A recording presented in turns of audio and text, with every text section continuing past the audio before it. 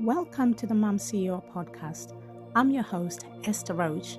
Join me as we explore the dynamic intersection of motherhood and entrepreneurship.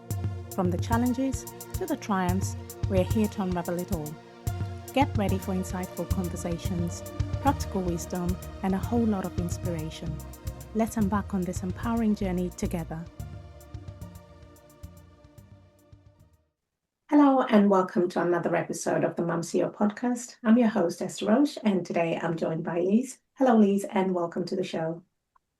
Hello, Esther. Thank you so much for having me. I'm so excited to be here today and to chat all things mum and business with you. So, as Esther said, I'm Liz. I am a mum of two girls, 1 and 3 years old. Not that close by purpose, but it's been absolutely amazing having them grow up as best friends, and their bond is absolutely incredible. So, I used to be a teacher working 8 to 4, burnout.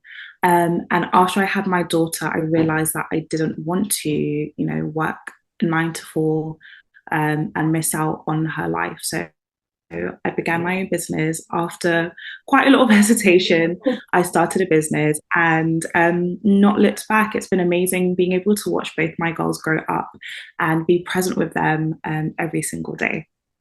Oh, that's fantastic. And it's really interesting that you mention about, obviously, having your daughter was almost your first one, was almost like that breakthrough that you needed to start your own business. How was that transition for you? What sort of, other than your daughter, what else was behind it that gave you that push to say, I'm going to do it and I'm going to go for it?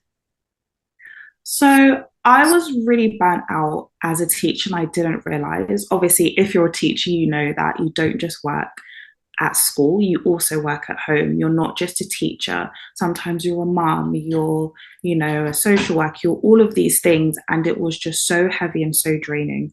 I would come home from work sometimes and be working up until 8 o'clock in the evening because I had such a heavy workload. And I just realized that I didn't want to continue that way. Like I didn't want to go to work, come home to my daughter, only be able to spend an hour or two maybe with her and then carry on working. I wanted to have a life that I loved living. I wanted to be able to breathe and not have to worry about money. I wanted to stop living paycheck to paycheck. So I think all of these things encompass why I started my business. But I think having my daughter really was the catalyst because I always knew that the 9 to 5 wasn't for me. But I stayed in my teaching role for 5 years because I had no idea what else I wanted to do. And I think I just didn't have enough of a driving force to really search out something and to stick at it like I do now. Wow. And what sort of, because that touch is another really important aspect because, I'm a mum of 5 myself and, we've had so many teachers over the years supporting our children, but what advice would you give to maybe even other teachers? They don't have to necessarily just be mums, but other teachers in terms of how to deal with burnout, because I suppose if you're on the front line like that, you kind of suppress what you're going through and what's happening. You've got to be strong for everybody else, but how can they best manage those feelings? Yeah. I think one thing that really changed the game for me was setting boundaries. I wasn't very good at it before and I had to learn. And I think, again, this is something that having my daughter taught me because a lot of the times I would say yes to things that I wanted to say no to, or I'd do things that I didn't want to. And having those clear boundaries, I think really changed the game. And I think in maybe the last year or two of teaching, I could really had to do that. So I would do less work at home, or I would just not take on as so much. Like I'd still be a team player and I'd still do things outside of my role, but I was very careful to say no or to not take on more than I can handle, because I think as teachers, or just I think a lot of the time as teachers and mothers as well, like we're givers naturally.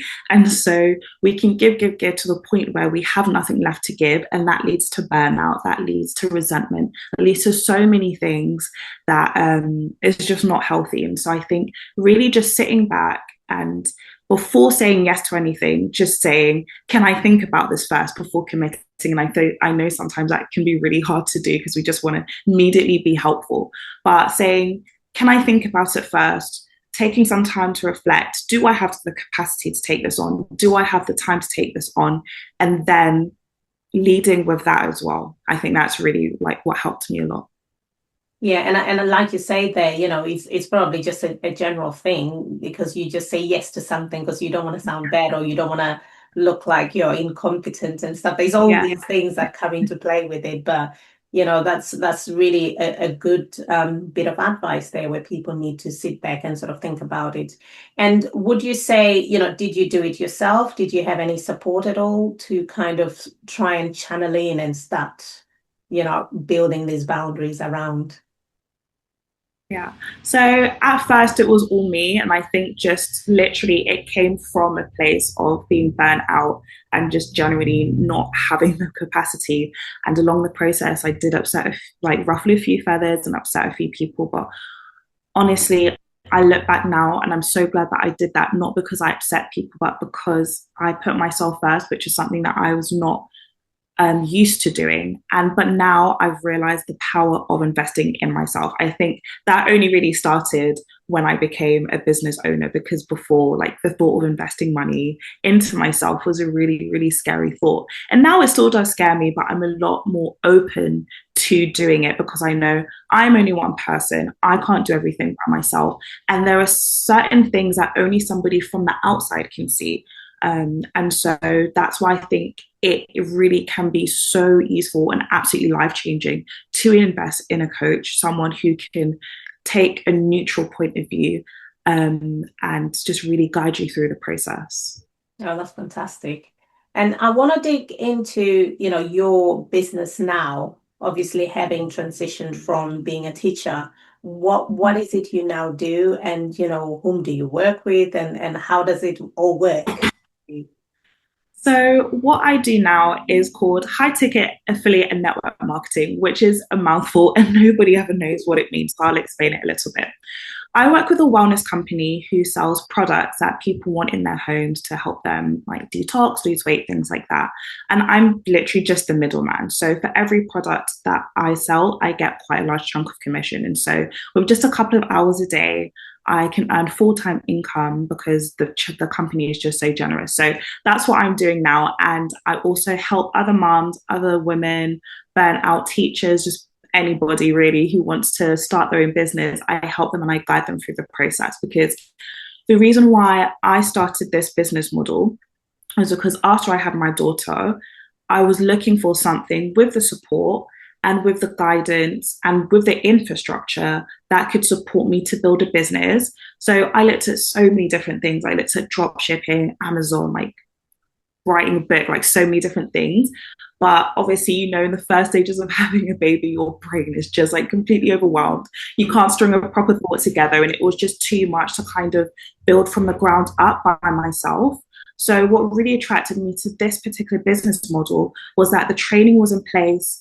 I had one-to-one support from a coach. I had a community that I could join, and just literally like the system and everything was there, so I could just plug in and just make money that way. So that's what I do now, because I know, like, even with people who are burnt out and mums especially, it can feel really overwhelming alongside having a job, alongside looking after your kids, to be like, okay, now I want to start the side hustle, but I have no idea where to start. I have no idea what to do. Whereas you come into this and kind of everything is laid out for you, just follow the training. And so that's, yeah, one thing that really drew me to this business model was that everything was kind of already there. Like, I didn't have to build it myself from the ground up. And yeah, in that already overwhelming time of being a new mum. No, that's really interesting. So I've had, various things about affiliate marketing and, Mm. from your own experience, obviously, what sort of advice would you give somebody who's on the fence? Because you have some amazing companies and you have some not so amazing companies. But what would you say to someone who's thinking about doing it but is a bit worried? And what kind of research, what do they have to do before they commit to something like that? So there's definitely two sides to a coin here. I would always say, if you have that burning desire, it's for a reason. If you're unhappy where you are, then what's the worst thing that can happen? Okay, yes, you could lose some money, but then you could also make some money. I think there's always like nuances to everything, isn't it? And I know there's so many scams and things online on the internet, but I think if you do your due diligence and make sure you research the company itself, then taking that leap, it's always going to be scary, but you just never know what's on the side, what's on the other side of that leap. Um, in terms of researching companies, so this is where it can get a little bit tricky. So I work with a company called Enagic, and before I joined the business, I researched the company. But I made this mistake of going too deep into the rabbit hole and looking at other people's opinions. And where this is tricky is that there are always going to be people who join these things and they just join it and they think, okay, I've done my part now. I'm not going to put in the work. I'm not going to be coachable, and I'm not going to use the systems and do the training how it's meant to be, and they get upset, they don't make any money, and they call it a scam. And so I kind of fell into that side of the rabbit hole and was like, okay, no, it's a scam. There's so many people on YouTube and on the internet saying it didn't work out for them. Whereas I have, no idea, like they didn't go too much into their journey. They're just like, I paid this much money, I joined and it didn't work out, don't join. But there are so many other people who've joined, they've been coachable, they've put in the work, they've worked on themselves, they've done the personal development, and they've made thousands of pounds, they've quit their jobs, and they've helped so many other people to do exactly the same. So I would say research the company itself rather than other people's opinions. Although it did help me where I spoke to people who have been doing the business for a little while, and I asked for their opinions rather than just like reading, hate. Yeah, yeah, exactly on online. So that really, really helped me as well when I made my final decision. But I would say that if you have a longing and a desire for more, then just try it, because you never know what can come out of the other side. Like it's such a beautiful, my journey has been so hard, don't get me wrong, but I wouldn't trade it for anything, because for the past 2 years, I've been full time with my girls. And, I know there's only more to come and the best is still yet to come, but I think it's definitely just, yeah, if the desire is there, then chase it, don't let it go. No, that's fantastic. And it is refreshing to hear, because to be honest, that's another aspect where you see all sorts of comments and stuff like that. But Yeah. doing that full research, I suppose, is very important.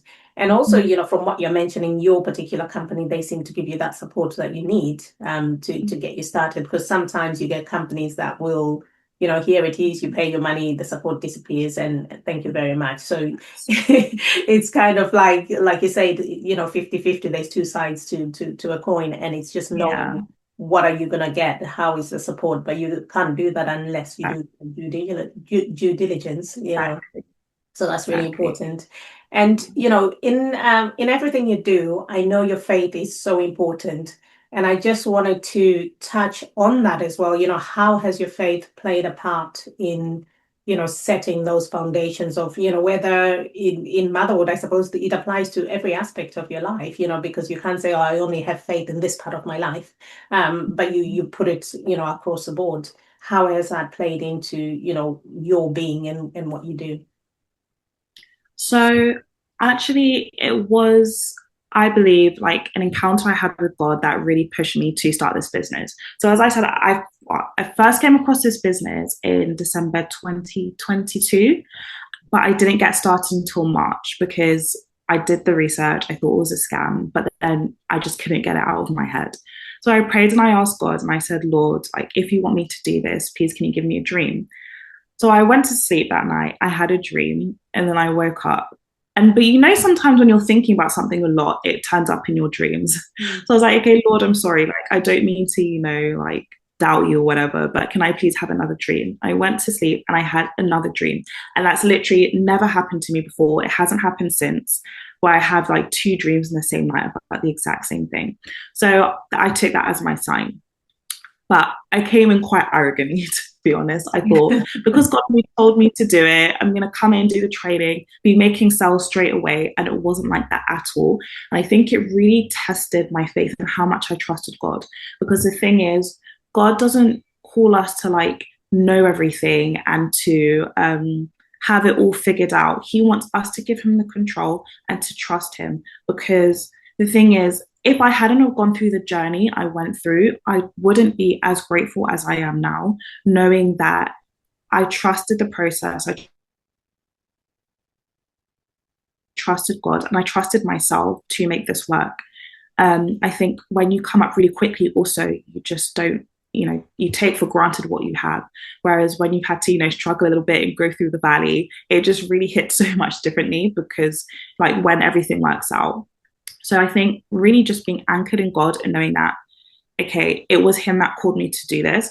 I've wanted to quit more times than I could even tell you, like more times than I can count. But always going back to the reason why I started has kept me so anchored these past 2.5 years, knowing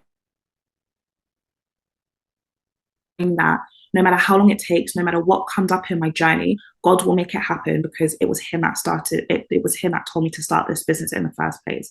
And I think that's been an absolute game changer. I am notorious for quitting things. Like if you ask my mum, she'll tell you how many things I quit when I was a child. I quit piano, I quit like violin, I quit karate, I quit so many things. And even though I've wanted to quit this, I've stayed because I've just been really anchored in my faith and knowing that everything that I've gone through is because God has wanted me to go through it to teach me something. And also, I'm a very strong believer that everything we go through in life is to help somebody else. Because how can we be relatable and how can we help somebody else if we haven't gone through it ourselves? And so I know that I can mentor the people I bring in, my clients, in a way that somebody else who hasn't gone through this journey won't be able to, but because of all the experiences that I've had over the past 2 years. Yeah, and that's really incredible, just that making a difference to somebody else and being able to mentor and support someone else. One of the things that comes to mind as well is the fact that, as a mom, whether you have one, whether you have two, 5, or 10 children, it's the whole, almost like the setup of working 9 to 5 is very difficult when you're a parent. Yeah, yeah, Yeah. Have you absolutely. got any tips or any advice at all for somebody? I know people have to, and there's certain jobs that you Mm-hmm. have to be, client facing. You can't be working from home, for instance. How can people kind of make it work? How is it worked? Well, it's worked for you because you've left. But for someone else who still has to do that juggle and still have to go into work, what sort of things can they put in place?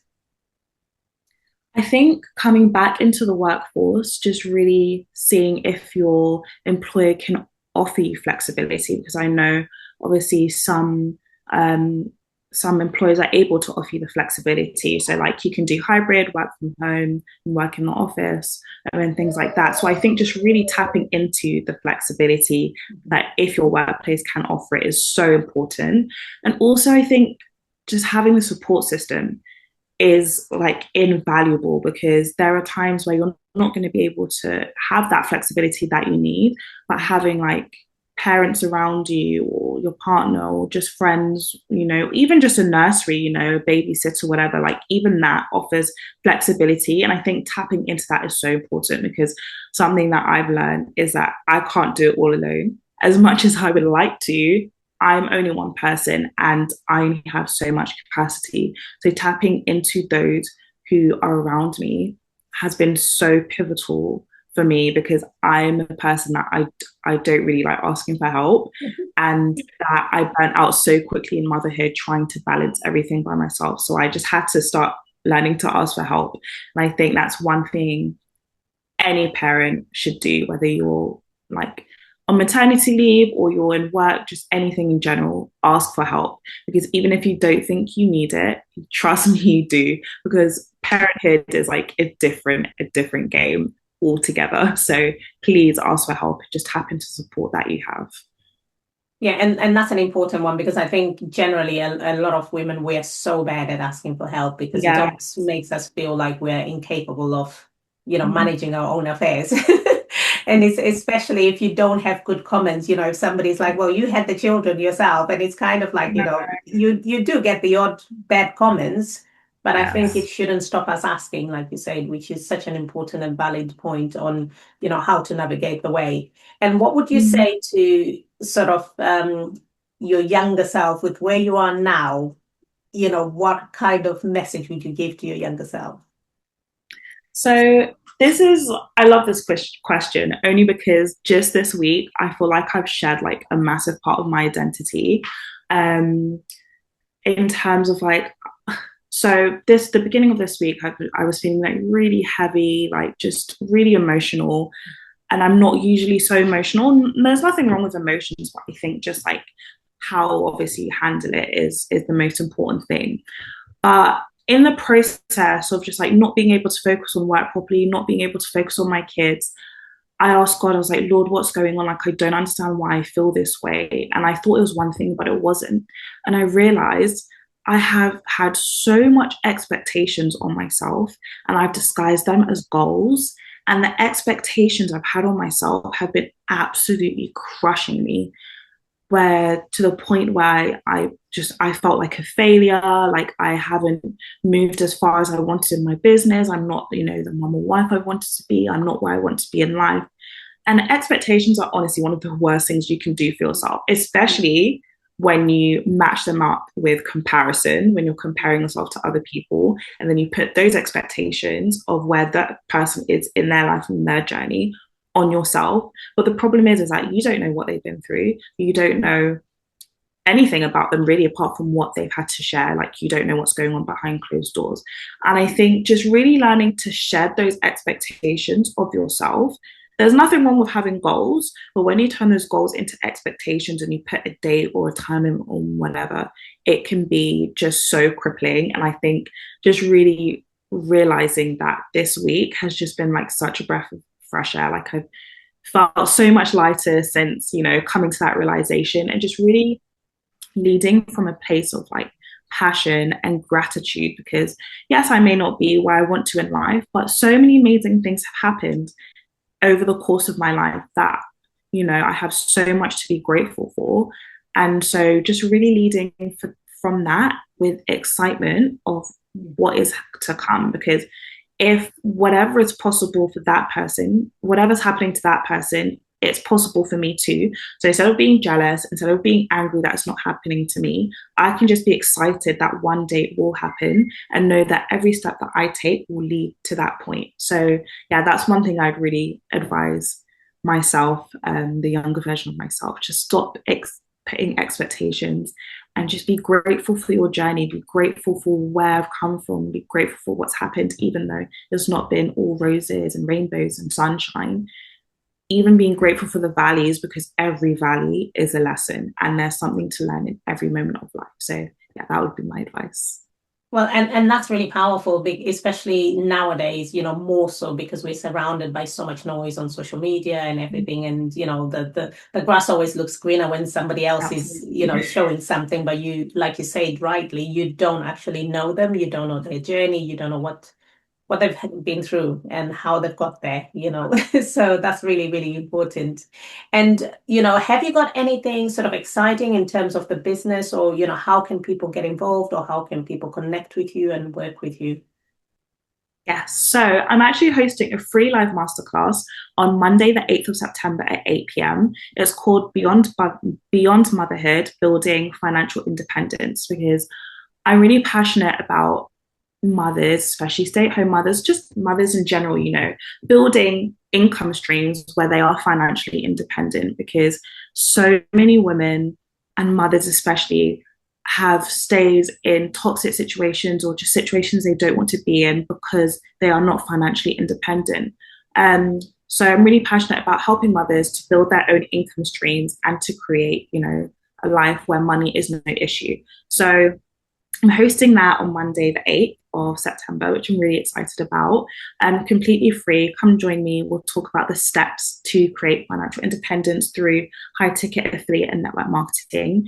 And you can connect with me on LinkedIn. My name is Liz Wilson-Morais, and the same on Instagram as well. But I will give you the link to connect with me, and also there's a page to sign up for my masterclass, and I'll send that over as well. No, that's fantastic. And that will be included when the episode goes live. So that's absolutely brilliant. And is there any kind of last few tips or anything that you want to share with the audience?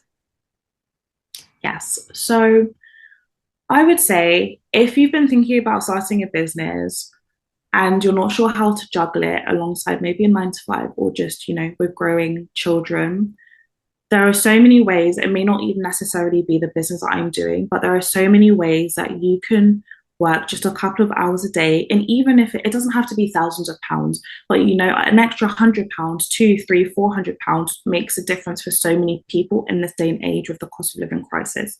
There is a calling in your heart for a reason. Don't ignore it, don't silence it. And in the process of me building my business, I've learned so much about myself. I've been finding myself because, as you know, mothers tend to lose themselves in the process of motherhood. And so just having this slice of something that is for me has just been such a game changer. So follow your heart, don't suppress your feelings, take the time to speak that life into yourself and your wants, your goals, your dreams, because they're all valid too. That's fantastic. Thank you so much. It's been an absolute pleasure having you on the show. Thank you so much for having me.